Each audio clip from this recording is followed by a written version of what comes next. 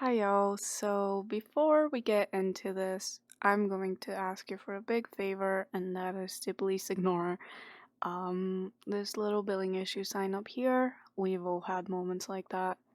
Now, to get started with this first lesson is going to contain the start of every file and the most basic editing with Camera Raw within Photoshop. For me, it's very important to know what you're looking at, and to edit an image, usually you just have to click here and open it, but I like explaining what this here means. If you want to make a collage of different photos, or you want to put a lot of effects or use a preset size, you will have to create a new file and use these settings here. Now, obviously, you can just click these here and, use the default Photoshop size, but I like having a little bit more control over my template and my file. So, as you can see up here, you can create a preset which will save your settings to use for the future, and you can just click them from here. Now, this here is the name of your preset, so you can name it whatever you want. That is easy to understand. This little button here is for a document preset, but I just like keeping it like this. Then here you can select what kind of size you would like. I personally like using pixels, but if you want to print out your photo or your file in a specific size, what you want to do is go to centimeters or millimeters and look up what size that file is in real life. So, for example, if you wanted to print your photos in an A4 format, you will look up the sizes, the width, and the height of the A4 format and type these in here, and that way you're making sure that you're working in the highest resolution possible. Now, here we have orientation. This is whether or not you want your file to be taller or wider in its aspect ratio. Speaking of resolution, this little thing here shows you how many pixels there are per inch or per centimeter. Now, using the pixels per inch has a lot less complicated numbers, so I like using this, and it's a lot more popular on the internet. This here is very important. This is the true key to having a high quality file. A lot of websites where you can upload your files and have them printed onto different things like t-shirts, mugs, stickers, etc., will say that you need a resolution of at least 300 pixels per inch. That means that every inch of your print will have 300 pixels, and that is a very high resolution. Now, of course, you can bump it up. You can do 350, you can do 400, but usually staying between 300 and 350 pixels per inch is more than enough. Down here we have the color mode. I always keep it to RGB color because the ones you will be using mainly are grayscale and RGB. RGB color lets you use all colors on the spectrum. Grayscale just lets you use black and white and gray and any shade in between. Using RGB color lets you convert your file into a grayscale file. So there is really no point in using this unless you're doing something very, very specific. So this here, you don't need to touch it. Make sure it's on RGB color. This here is the bit rate of your file. 8 bits, it's quite small. If you're just uploading to social media, it's usually fine. 16-bit is a little bit higher quality depth, and 32-bit is the highest quality. 32-bit will limit you and won't allow you to use some of the features like overlays and etc. So if I'm just editing photos for social media, I use 8 or 16-bit. Background content, here you can select what the background of your file will be, and you can't change that once you've opened and started editing your file. I usually just do white or custom white or gray. You can do black, you can do a color, you can make it transparent, which is very good for if you're doing prints on mugs or stickers or those kind of things. Custom, it just lets you select what kind of color you want to use. Usually for editing and making collages, it doesn't really matter because you can always just add a new layer of solid color and have that as your background. Now, in advanced options, you can select a color management system. The best one to use is Don't Color Manage, because selecting one of these color management systems will limit how well it will look on different devices. If you don't color manage it, it will look good or relatively good on any device you use. The pixel aspect ratio, again, the best one to use is the square pixels. These are, again, just very, very specific settings that you would only use if you were, making a project with a very specific need or setting in it. Now that we've ran over these here Photoshop will offer you different sizes that you can use. The print ones here, as you can see, you have A4, and if you look, all of the print sizes have 300 resolution. And here you have different ones: web, mobile, film and video, yada yada. So these are the presets you can use. Now if you want to edit a photo, if you have edited a photo before and you want to re-edit it, it will be down here. You can see I have two of my projects here. This was the project I used when I was doing my first lesson. Now we're going to reopen the photo and re-edit it again. We click on open, we go to pictures. A pro tip I can give you here is if you take a lot of photos, it's always good to sort them into different folders and make sure that you have them numbered or have the year and the date that they've been taken at. The reason why I numbered them is because the drive I'm using right now is my hard drive for 2020. So the first session I ever did was this one, then it was this one, then I did this, yada yada. So I'm going to open up the photo again. Here you can see I have my raw files, which I will get into in a second. I'm going to open up the photo here, and now I'm going to tell you about different file formats while we're waiting for this to open. And nowadays, most, if not all, devices can take photos in different file formats. You can look up here and you can see that the file format of this photo is .cr2. This is because I took it on my Canon camera. Now, what is a RAW file? A RAW file is simply another type of file, just like JPEG. Most phones and cameras have this setting on them.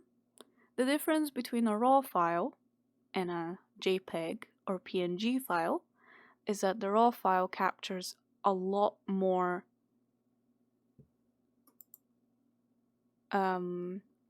detail. Like, we're talking a lot of detail. The reason why it captures so much is also the reason why the file is so big. It allows you to tweak different settings way more than a JPEG file would let you. And because of that, if you have a camera or a new phone, most phones nowadays can also capture RAW format, it will always be good to set your images to RAW. That gives you so many more options with color, shadows, and everything when it comes to editing. Now I'm going to go down this list of settings here, and that will conclude our first lesson. You can always select an auto edit, which I don't recommend. If you need a quick edit, you can just select it. I'm just going to get this out of the way right now. Don't do this. This is the reason why I'm teaching you how to do these things. Up here, we have what is called a histogram.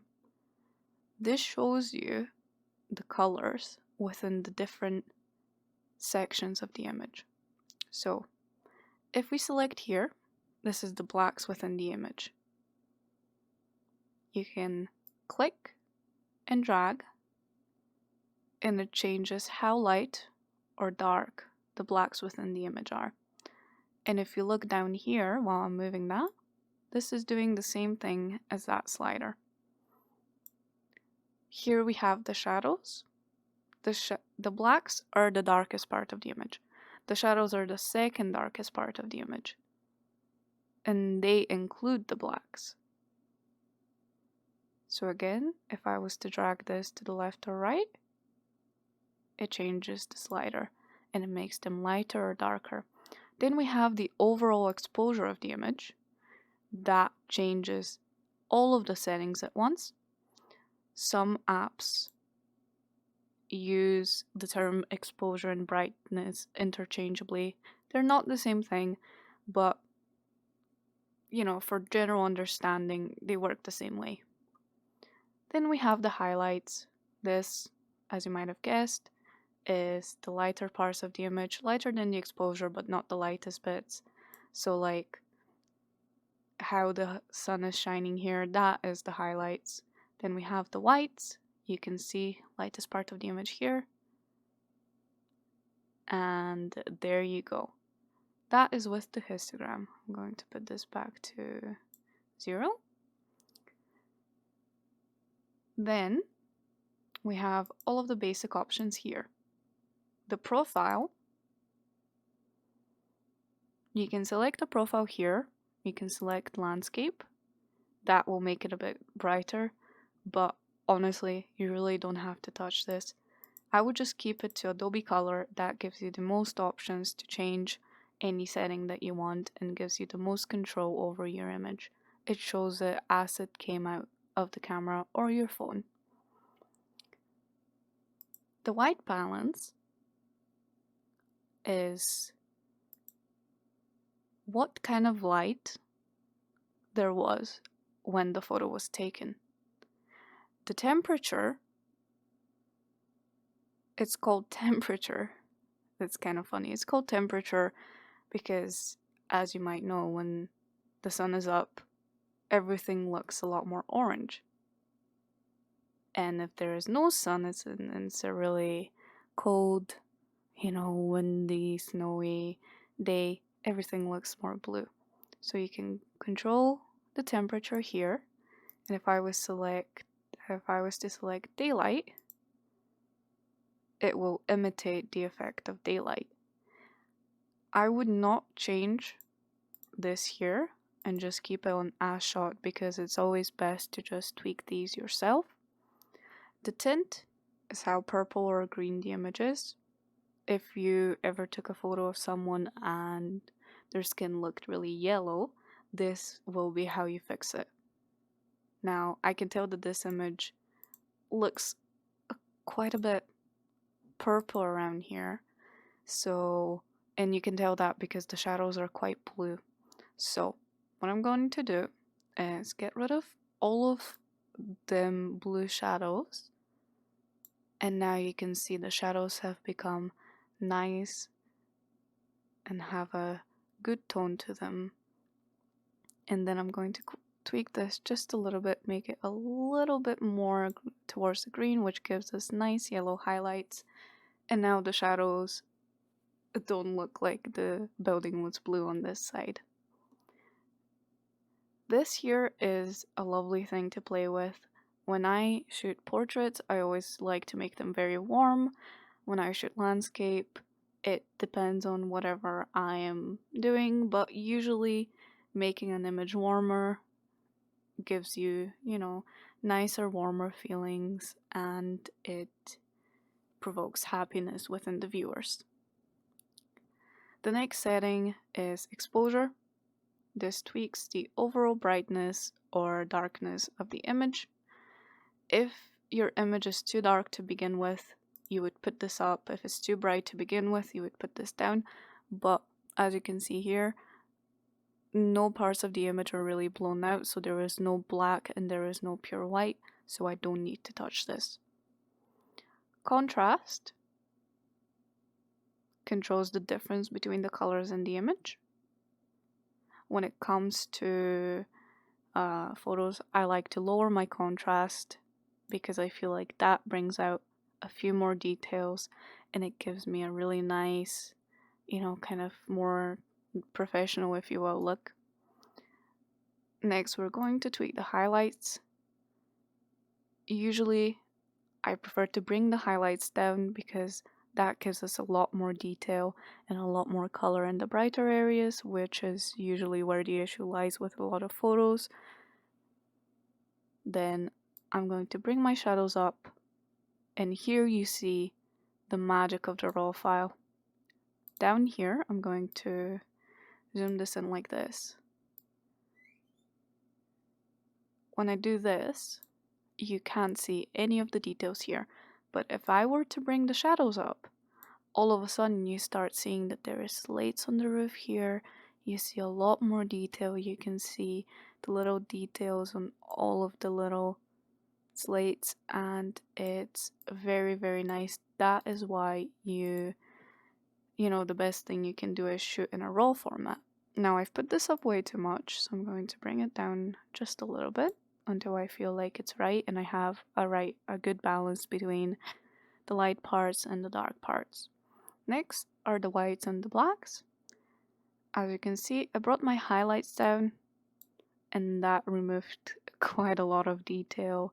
It made the image look a bit flat. So since I brought my highlights down, I'm going to bring my whites up.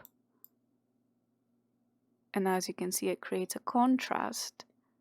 So I've brought the highlights down and flattened the image, and now I'm just pulling the lightest areas, and that gives a really, really good looking contrast and feel to the image. Now I've brought the shadows up, so I'm going to do the opposite with the blacks. I'm going to bring them down a bit, and you can see it only brings down the black parts, and that gives us that really nice, professional, if you will, contrasting look. I'm going to fit this in view again. Then we're going to go down to texture. Texture sharpens the whole image. It creates contrast on the edges of each color, which gives us texture. That is really good to use if you're, using a bit of an older camera like I was in this case. And it's a bit blurry as you can see here. So it's always good to turn up the texture if you're taking photos of architecture,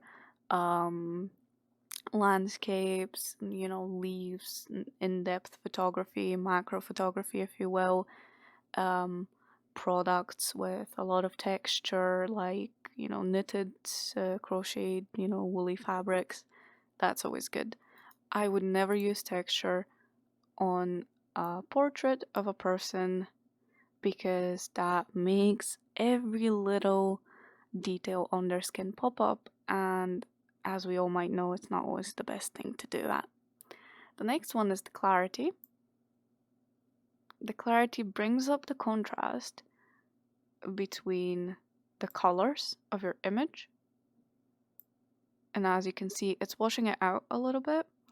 Usually clarity is really good for black and white photos. I sometimes bring it up just a little bit just to reduce some of that blurriness I get around the edges.